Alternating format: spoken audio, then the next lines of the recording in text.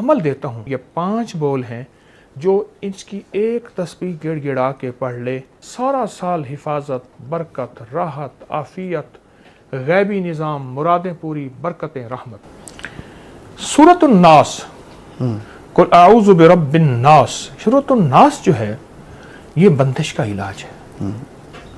जो शख्स अपनी कारोबारी मरकज़, दफ्तर, दुकान, फैक्ट्री, ज़मीन, वहाँ सूरतुन नास सिर्फ 11 बार पढ़े। सही। अवल आखिर दरूद पाक 3 बार और हर दफ़ा बिस्मिल्लाहिर्रहमानिर्रहीम और 11 बार पढ़ के फूंक मारे, बंदिश टूटती है। एक अमल बताता हूँ सूरतुन नास का।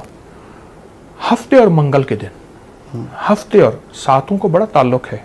सही। फजर की वक्त नमाज एक सात तो है, वो गुजर जाती है, फिर फजर होती है पर कज़ा होती है।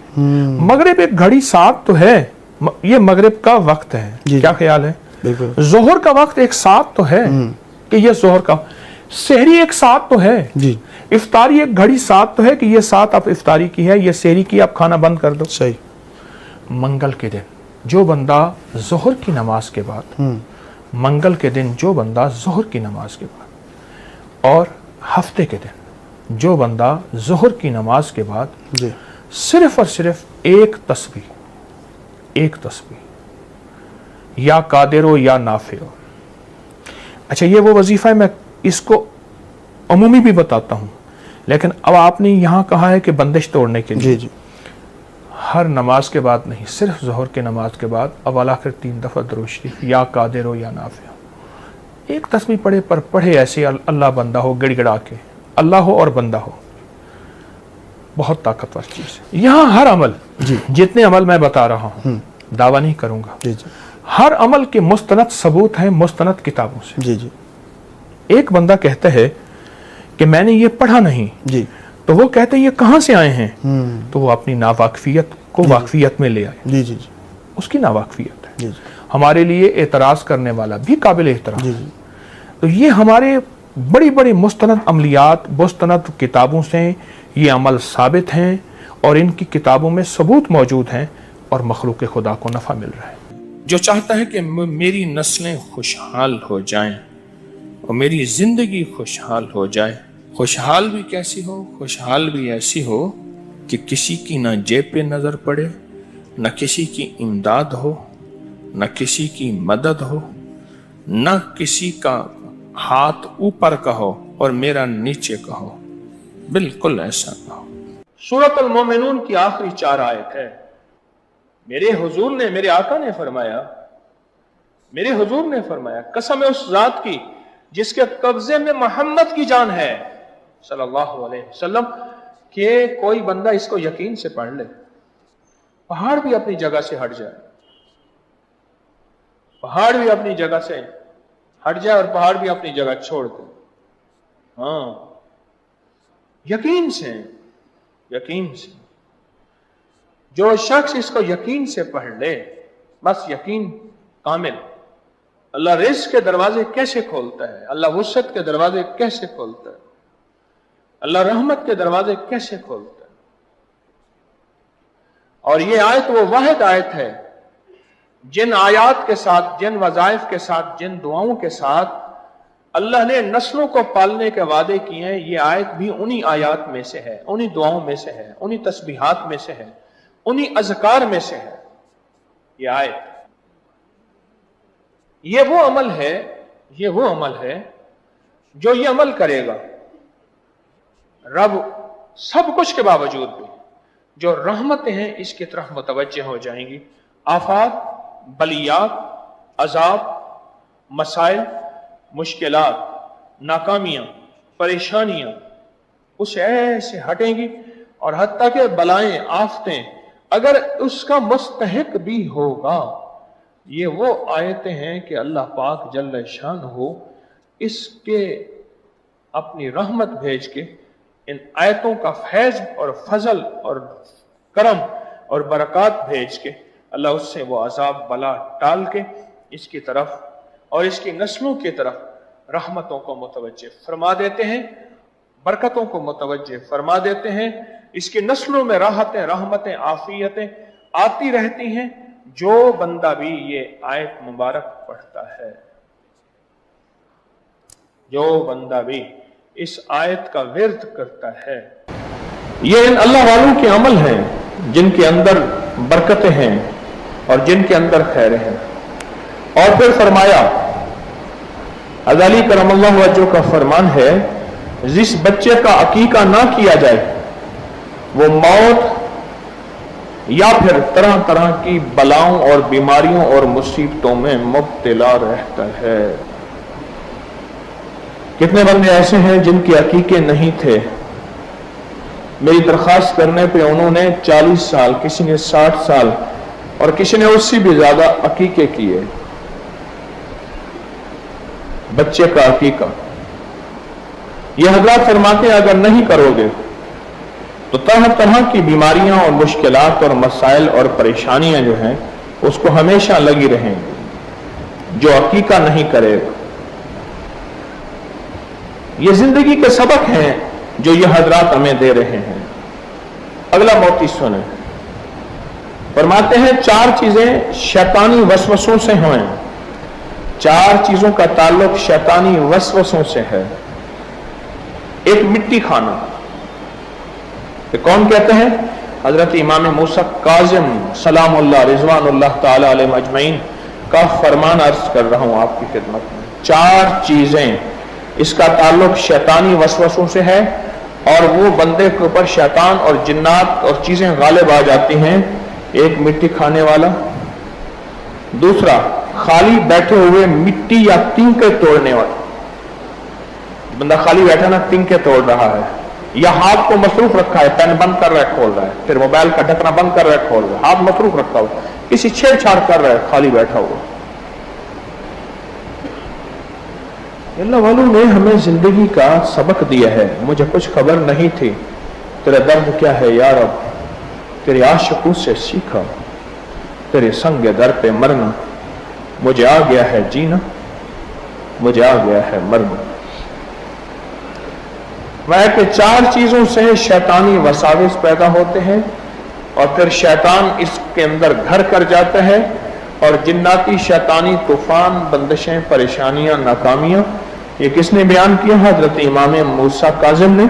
मैं सबसे पहले मिट्टी खाना, दूसरा खाली बैठे हुए मिट्टी या तिनके तोड़ते जाना, तीसरा नाखून को दांतों से काटना, हर वक्त मुंह में नाखून और दांत काटना, और चौथा दाढ़ी चबाना, अपनी दाढ़ी को दांतों के नीचे चबाना या अपनी दाढ़ी के बाल को दांतों के अंदर ले जाना। फरमाया ये वो चीज है, ये वो चीज है, ये वो चीज है कि जिसकी वजह से शैतानी वसाविस इसके अंदर घर कर जाते हैं और ये शैतान का साथी बन जाता है। दरूद पाक पढ़ें। फरमाया जो दाढ़ी को कंगा करता है उसको रोजी फराग होती है, बुखार जाता रहता है, जिस्म में ताकत है। और इमाम जाफर सादिक का फरमान है सर में कंगा करने से 20 किस्म की बीमारियां दूर होती हैं। और एक और फरमान है कि रोजी बढ़ती है, बाल खूबसूरत होते हैं, हाजत रवाई होती है, कमर मजबूत होती है, बलगम खत्म होता है। एक और रिवायत है दाढ़ी अगर है तो उसमें कंगा करने से औलाद की ज्यादती होती है, अल्लाह औलाद देता है। और एक और रिवायत है कि फरमाए जो शख्स, इमाम जाफर सादिक का फरमान अर्ज कर रहा हूं, जो शख्स गिनकर 70 मरतबा अपनी दाढ़ी में कंगा करे 40 दिन तक, शैतान उसके पास फिर नहीं आता। 40 दिन तक रोजाना 70 मरतबा। अब 70 से मुराद या 70 ले लें या फिर 70 से मुराद बेशुमार ले लें। अरब में 70 से मुराद बेशुमार है। ये अल्लाह वालों के मोती हैं, मैं जो आपकी खिदमत में अर्ज कर रहा हूं, ये अल्लाह वालों के मोती हैं। अब सुने, अगर जिब्रील के हाथ सिदरतुल मुंतहा का एक पत्ता भेजा, उससे सर धोया, मलाल खत्म हो गया। अमीरुल मोमिनीन से मनकूल है कि जब अल्लाह ने, हज़रत अली करमल्लाहु वजहू से मनकूल है, जब रसूलुल्लाह सल्लल्लाहु अलैहि वसल्लम को गम का इजहार हुआ तो अल्लाह ने बेरी का पत्ता भेजा, उन्होंने बेरी के पत्ते से सर धोया, उनकी तबीयत ठीक हो गई। फरमाया एक और फरमान है, अपने सर को बेरी के पत्ते से धोवो क्योंकि कोई मुकर्रब फरिश्ता, कोई औलिल आज़म पैगंबर ऐसा नहीं जिसने खूबी और सफाई के साथ बेरी के पत्तों का तस्करा ना किया हो और उनसे न सर धोया हो। अल्लाह पाक उससे 70 दिन के लिए वसवसा शैतानी दूर करते हैं, और जिससे 70 दिन के लिए वसवसा शैतानी दूर हुआ वो अल्लाह की नाफरमानी में मुब्तला नहीं होगा, बहिश्त में जाएगा। बेरी के पत्ते से एक और रिवायत है इमाम मूसा काज़िम की, बेरी के पत्ते से सर धोने से रोजी बढ़ जाती है। साहिब नजर कहते हैं जिनको अल्लाह ने नजर दी है, फरमाया बेरी चूंकि जन्नत का दरख्त है, फर्क यह है कि सिर्फ जन्नत में कांटे नहीं होंगे, यहां कांटे हैं, जन्नत में कांटे नहीं होंगे, यहां कांटे हैं।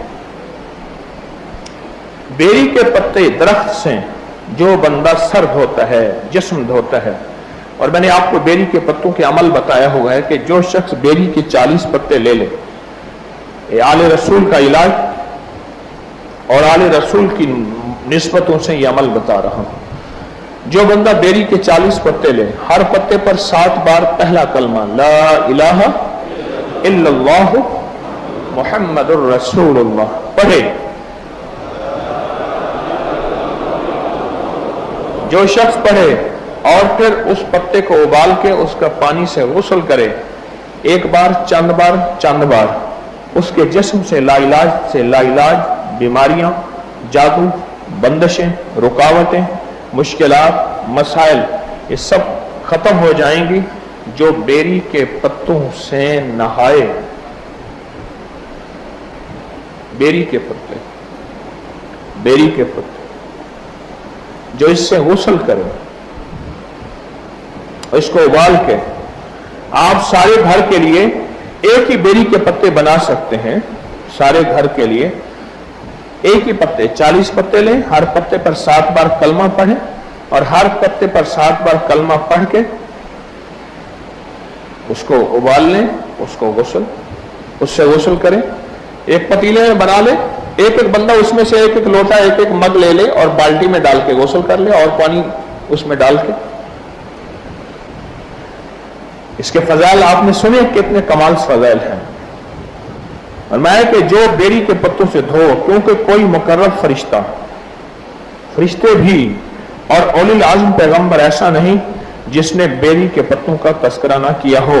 और फरमाया जो बेरी के पत्तों से सर धोएगा, यानी सर पे डालेगा, सर धोने से मुराद पानी सर पे ही डाला जाता है ना नहाने के लिए, सर धोने से मुराद मैं 70 दिन के लिए वसवसा शैतान दूर होगा। और वसवसा शैतान से मुराद पता है क्या है? शैतान जहां भी आएगा ना, वहां युवस्विसु फी सुदूरिन्नास मिनल जिन्नति वन्नास युवस्विसु फी सुदूरिन्नास, वहां खन्नास का जिक्र आएगा। रिवायात में जहां भी शैतान का जिक्र आएगा वहां शैतान से मुराद खन्नास हैं, और खन्नास से मुराद वो जिन्नात और शयातीन हैं जिनके जरिए जादू असर करता है।